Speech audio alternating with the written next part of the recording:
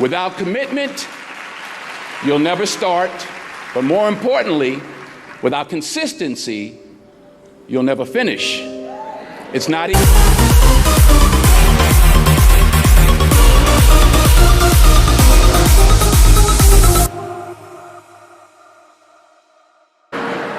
If it were easy, there'd be no Octavia Spencer. But not only that, if it were easy, there'd be no Viola Davis. If it were easy, there'd be no Michael T. Williamson, no Stephen McKinley Henderson, no Russell Hornsby. If it were easy, there'd be no Denzel Washington. So, keep working, keep striving, never give up, fall down 7 times, get up 8. Ease is a greater threat to progress than hardship. Ease is a greater threat to progress than hardship. So, keep moving, keep growing, keep learning. See you at work. We tend to base our self-esteem on what other people think. And that's not really self-esteem. Self-esteem is supposed to be how we feel about ourselves. And I was just saying how dangerous it is to allow other people to determine how you're going to feel about you. And it's kind of like looking into a broken mirror. You're going to look in a broken mirror and then change your face to try to look good in this defiled, busted, broken mirror. And it just, other people's opinions is a really shitty way to determine how we feel about ourselves. You'll never see a U-Haul behind a hearse. I'll say it again. You'll never see a U-Haul behind a hearse. Now, I've been blessed to make hundreds of millions of dollars in my life. I can't take it with me, and neither can you.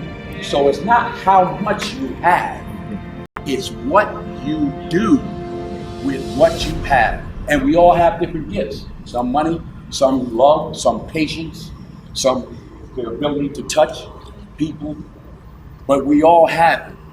Use it, share it. That's what counts. Not what you're driving, not what you're flying in, not what kind of house you bought your mama. Dreams without goals are just dreams, and they ultimately fuel disappointment. Goals on the road to achievement cannot be achieved without discipline and consistency. I pray that you all put your shoes way under the bed at night so that you gotta get on your knees in the morning.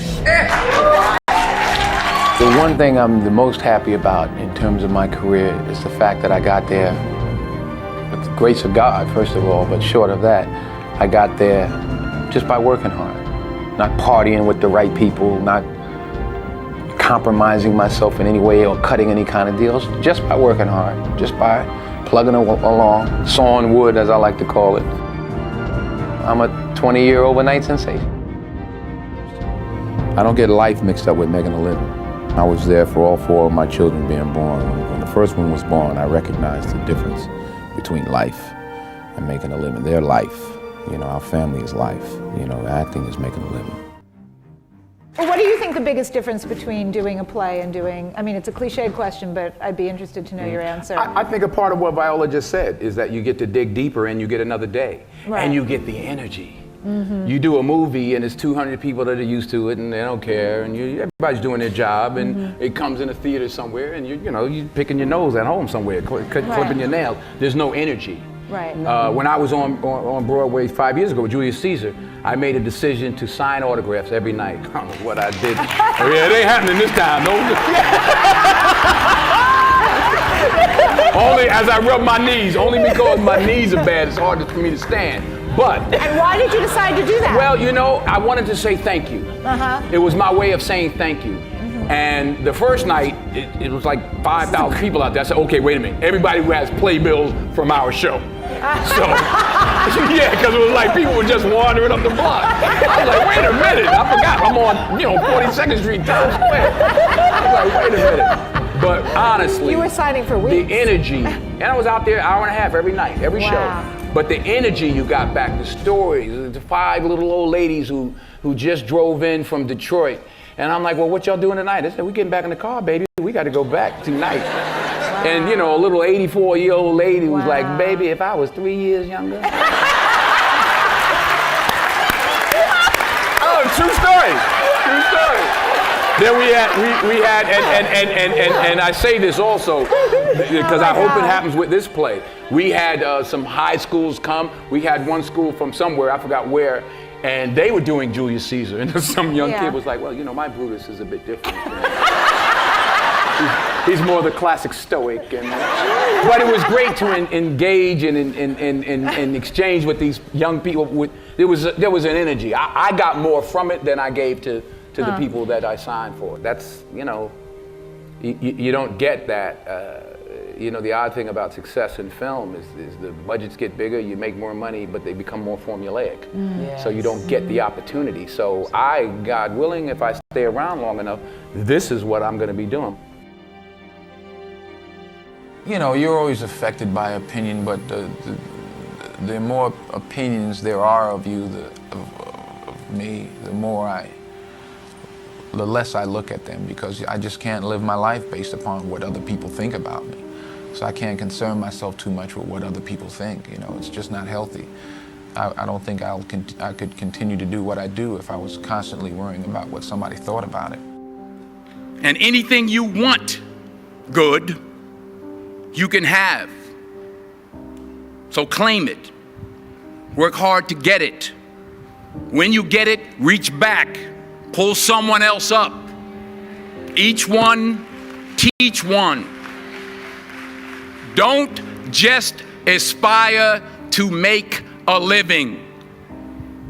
Aspire to make a difference. You don't have to compromise yourself.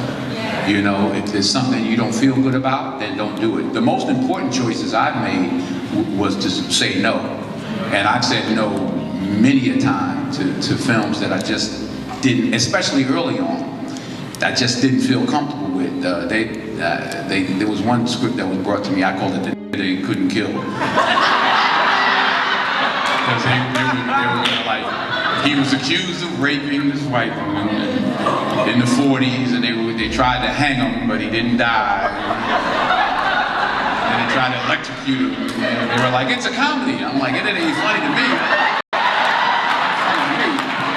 So I actually called Sidney Poitier, who I was fortunate at that time to instill, to be able to call. And I said, you know, this movie, I'm sick. And they offered me $600,000 to play The They Couldn't Kill. That's what I called it. I wasn't there. And he said to me, and I'll say this to you, he said, the first 2 or 3 or 4 films you make in this industry, Denzel, will determine how you proceed. He said, I'm not going to tell you what to do, but remember that the first 3 or 4 or 5 films you made will determine how you proceed. I turned it down. I turned the money down. I needed the money. I turned it down. 6 months later, I got Cry of Freedom. So stick to your guns. If you don't feel like you should do it, then don't do it. Because you don't want to be, you don't want to be a negative energy on the set. That's how I feel. So I'm like, I ain't doing this because I'm gonna slap somebody the second day. So I just, it's something. I think the most important decisions you can make as an actress, is saying no. Is saying no. You don't have to take your clothes off. If you don't want to, then don't do it. Number 1, put God first. Put God first in everything you do. Everything that you think you see in me, everything that I've accomplished, everything that you think I have, and I have a few things, everything that I have is by the grace of God. Understand that. It's a gift. In everything you do, if you think you want to do what you think I've done, then do what I've done.